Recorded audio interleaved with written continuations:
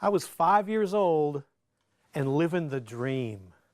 A fresh-faced, chubby-cheeked, tow-headed tot ready to rock my very first Halloween costume. My favorite TV hero, Batman! Then Biff, kapow! Zot, zowie! They canceled his show. Holy heartache, Batman. You left a puzzled boy wondering. Fellow Toastmasters, heroes are puzzling growing up. They can be so magical, but more often than not, they fail us. Disappear, get arrested, become involved in an incident in a strip club. Who are the real heroes? It's those individuals who help us understand that anything is possible in life. That's where magic truly begins. I discovered the magic of my hero the day that John Huber strutted into room D4 of Bel Air School to teach the 5th grade. Mr. Huber commanded and demanded complete engagement with flair, style, showmanship, and a genuine joy for life. He had the ability to draw any shy child out of their shell. And at that point in my life, I was painfully shy. At that point in my life, I was still living down a devastating kindergarten catastrophe that had the school psychologist referring to me as suffering from something he called peekaboo syndrome. If I couldn't see you, then you couldn't see me. See, at the time of my life, my stylish mother used to wear these wraparound skirts. And if my shyness got the best of me, I would just walk inside of her wraparound skirt. Then at the very first open house night, in front of every parent, every student, every teacher in the school, one of the teachers, Mrs. Carrillo, happened to wear the same wraparound skirt as my mom. It looked the same from where I stood. Everyone laughed at me. I became the boy that put the shh in shy, destined to be forgotten.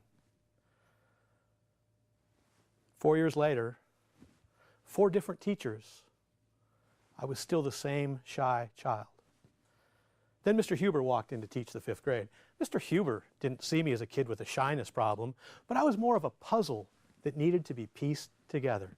Oh, he noticed that I didn't speak up in class, but he also saw that I sat next to the class clown and would whisper things for him to say. He called me the class clown's head writer, a regular Cyrano de Robin Williams. And Mr. Huber had a plan.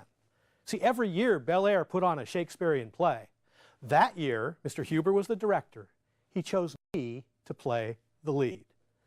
So day after day, in rehearsal after rehearsal, scene after scene, line by line, Mr. Huber showed me that the biggest hero was simply the person with the widest smile and the best attitude.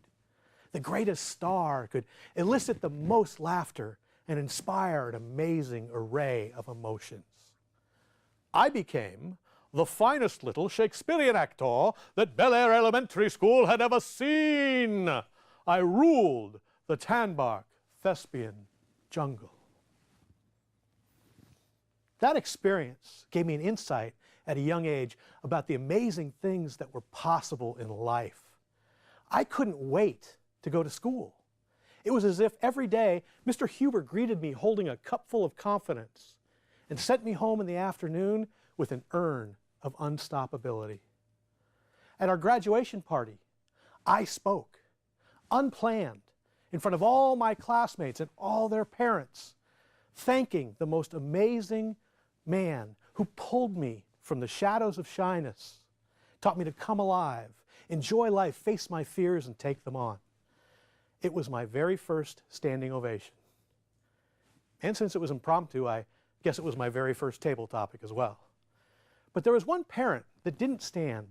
He was unmoved, untouched, looked angry. He pulled me aside later that afternoon sat down with a very serious look on his face, and he said, "I just want you to know that your hero, Mr. Huber, is gay." I was 10. I told him I agreed Mr. Huber was very happy. "No, you don't get it, kid. Mr. Huber likes men." I was 10. Girls had cooties. That made me like Mr. Huber even more. I was 10 years old.